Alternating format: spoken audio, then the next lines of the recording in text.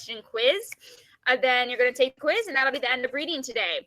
If we have any extra time in reading, we're just going to use that for AR points because you need 20 points in like 7 days. So let's be reading. All right, we are on the last page. Remember, we just had some really like intense dialogue kind of between Kate and Matt. We just learned that she like sent something to the Zoological Society and they didn't believe her. They just think it's all imagination.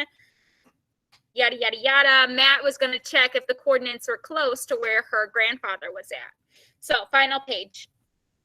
Grandpa thought they were migrating, and this is the same time of year. We could see them. I thought of her fancy camera. What if you get a picture? What'll you do with it? I'll send it directly to Sir Huge Snuffy Nose at the Zoological Society. That'll set him straight. I laughed. I'm sure it will. I wish you could have called me Miss. I wish you wouldn't call me Miss. What should I call you? Kate, of course. If I start calling you Kate now, when it's just the two of us, I might slip up in public. And that'd be seen as impermanent. Silly rules. People like you invented them, not me. Good point, she said appreciatively, a thoughtful crease in her brow. Really good point. Here's what I'll do, I said. When I get off duty, I'll check the charts and I'll find out when we'll be close. Thank you. I just hope it's during daylight. I hope you see them, I said. I really do. What is he hoping she sees? Yeah, the creatures, right? I don't know what they're called. We don't know what they're called, but he's really hoping that they see them. So, there is some figurative language that we used on page, if we go back to 102 and 103, there was figurative language when we talked about the Mount Matrasis, the volcano, and there was a simile used, and a simile is when you compare things using like or as. So if we're just reviewing this, it was, which was it? It was a simile somewhere. Let me find the line. Blah, blah, blah, blah. Force and nine. Okay, well, I promise it's in here. I just have to find it. I found it earlier.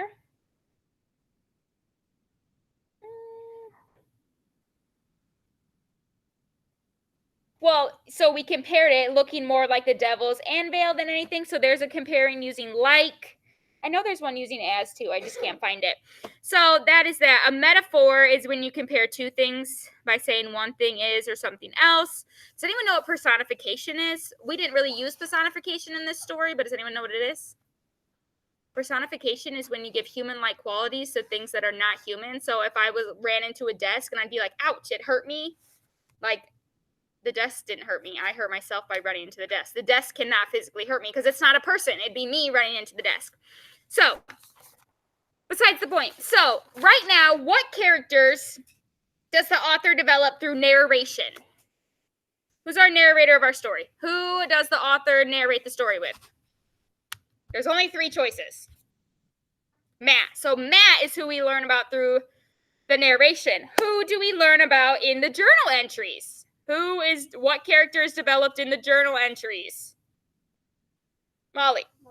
Malloy. Malloy is who we learn about in the journal entries, correct? And when and where do the stories take place? Where do the stories take place? Zachary? In the air. In the air, on the airship. Or when we're talking about Malloy, he was in his hot air balloon, and we all, came to an agreement that it was taking place in the past. Do we 100% know that for sure? No, but based on the way they were dressed and stuff and some of how they were talking, we decided took place in the past. Fabulous, fabulous. Where did I want to go now? So what did we learn about, what assumptions can we make about Matt based on what he thought about Malloy's journal? Tell me, what do we think about Matt? I mean, Matt really enjoyed reading the journal, but at the end, he just wasn't sure if it was real, what was not real. So what does that mean that he is? What type of person is he? Zach? I almost say, sensitive. Okay, maybe a little bit sensitive because, he really took what, he kind of got shivers and stuff when he was reading it. He really took what he wrote and really processed it and stuff. So he's I would say Matt's really thorough. I would also say Matt is very logical. Someone tell me what logical means, or reasonable. What does reasonable and logical mean? Should see lots of hands up. What does reasonable and logical mean? Reasonable is one of our vocab words, so there should be extra hands up. Landon. Reasonable means that, like a math question, if you're like a word problem, and you have the right answer, you have to check to make sure if you're You're kind of off track. Olive. If something is reasonable, it is easy to understand. Right, it's easy to understand and logical. So Matt, he was able to see that not everything Malloy said was logical. So Matt is a really reasonable person, and he wants to believe him, but he also knows, like in his heart, that doesn't really make sense. So I would say that Matt is super curious and he really enjoys adventure, and he was eager to read the journal. I mean, he stayed up till really, really late in the night because he wanted to read it. But then he also, after he read it, he was like, yeah, but there's some parts that just don't make sense. All right. And let's just, from Malloy's drawings, what did we learn about how the creature looked? The beginning ones, not the end ones that were crazy, crazy, crazy. But someone described the creature to me. Remember when we talked about the different skeletons and stuff? What did this creature look like? What were some of the creature's features? Creatures, features. That's actually my vet's names, all creatures' features. That's totally besides the point. What's one feature of the animal, Marissa, based on the drawings?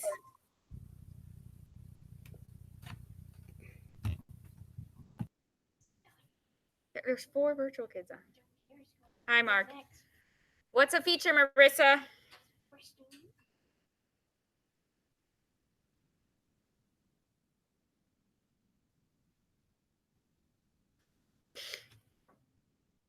This should not be a struggle.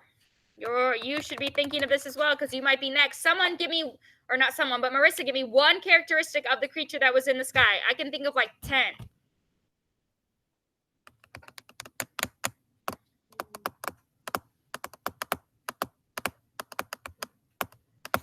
Nolan, I don't know what you're doing, but you probably don't have anything to click on, so make sure you're doing the right thing, sir. I know, I'm just reminding him we should be doing the right thing, Landon. I didn't ask Landon. Let's go, Marissa. This is why paying attention to our story is really important. Julian, what's one characteristic of our lovely animal?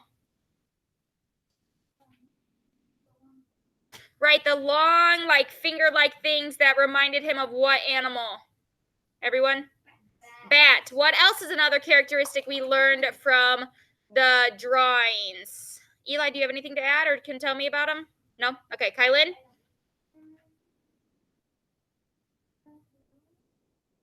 Rochelle? They birth in the air. So based on the drawings, though, not what they wrote, but the actual drawings, we discovered that the creature looked like it had wings, kind of like a bat. And then it had kind of like a human skeleton besides the bat wings. But then it had that really weird skull, right? It didn't look like a bird's. It didn't look like a human's. It was the flat skull, and it was really small. Molly? They said it looked like, was it a panther? I said it looks like a bat. A bat and some type of cat thing. Olive? I know it looks like in not what it's called, but it's like a flying fox. Oh, they're Okay. changed.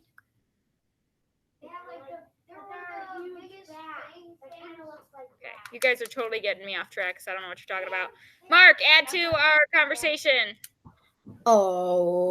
They're huge. Like Yeah, they were they're really, really big. Remember, like 6-foot body, 9-foot wingspan, ginormous. But we learned a lot of information from the drawings themselves. Even without, yeah, they're big, Isaac. Even Landon. Shh. Stress me out, sir. Voice off unless your hand is up. So even if we didn't have the journal entries, just by being able to look at the drawings, we would have been able to tell a lot of information because the drawings were so detailed. And let's just review one more time. How were the journal entries different from the beginning towards the end? Give me, I can think of 3 changes right off the top of my head. What is one change of the journal entries from the beginning of the story to the end? What is one difference, Nolan?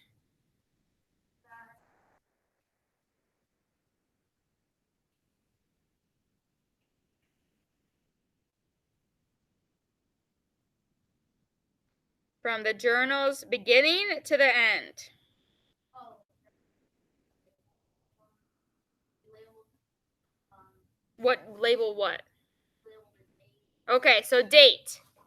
So, in the beginning, Avery said in the beginning they were kind of, that's a good one. So let's do Nolan's first. Nolan said in the beginning they had a date, towards the end, no dates.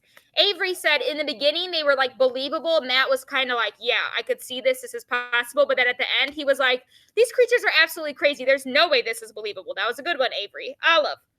Like at the beginning, it's all like neat and like orange kind of, Mm-hmm. and then at the end, it's all like kind of like not as neat as the Right, so in the beginning, everything was super crisp and clean, and like everything was making a ton of sense. And towards the end, it said things were tilted and letters were running in with each other, and things were just kind of a mess.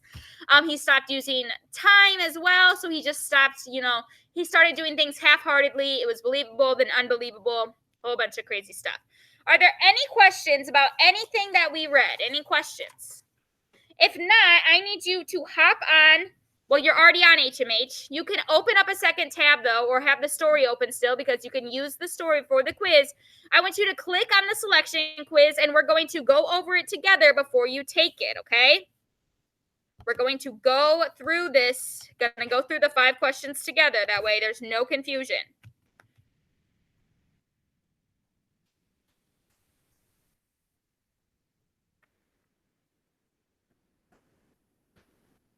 Once, dude, A, I already said it. B, it's the exact same as every other time. Once you can see the questions, once you're there, I want you to put your hands on top of your head. That way I know you're there and we can go through. Mark, is my screen sharing with you?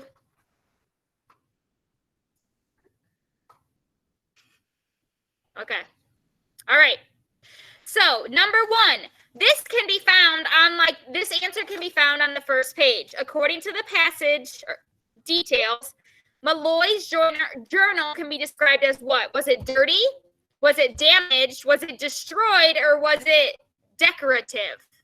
So you're going to go reread the first part of the story where it talks about, the binding and, the pages and stuff, and you're going to decide which word fits best. Number 2. What does the author most likely mean in the first paragraph when he writes that Matt had moths dancing in his stomach? So think about that. I think it's funny that they said the word moths instead of butterflies, but does that mean Matt is excited about reading the journal? Does it mean Matt was afraid he might lose the journal? We didn't talk about losing the journal at all, so we can definitely cross out number 2. That makes no sense. Was he embarrassed to be caught reading the journal? Or was he worried he wouldn't find anything useful in Malloy's journal? You're going to decide, what does he mean by moths in his stomach? Think about butterflies in your stomach. And I already told you it is not the second choice. So I already took one of those answers out for you. Number 3. How does the first person point of view affect the reader's understanding of the passage? Does it? The readers learn why Kate chose to work on the airship. Did Kate work on the airship?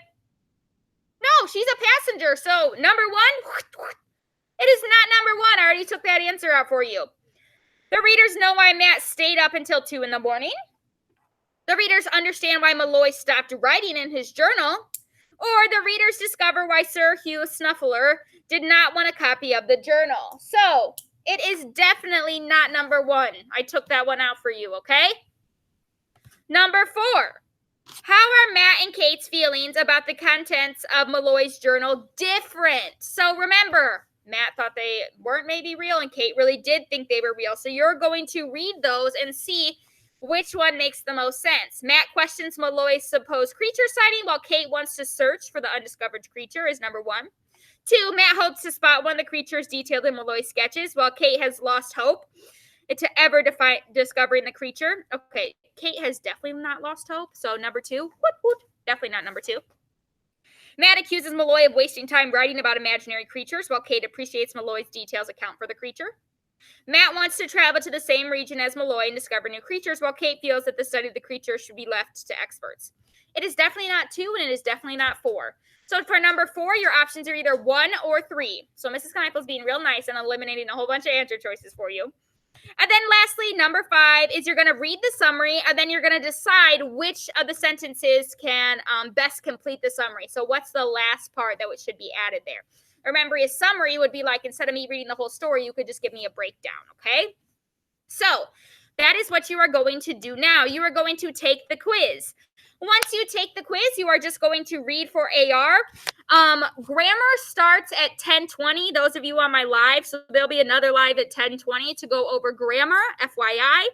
But you guys are free to leave me to take the quiz. When you're done, you just need to read for AR. Thank you for joining me. Does anyone have any questions before I get off? I'm going to tell you I'm not going to be on the grammar. Your mom told me. So Okay, good. it'll be recorded. You can watch it later. Okay, bye. Any questions? If not, you guys at home and on here can get started on your quiz. Okay, Avery. Bye, Isaac. Bye, Avery.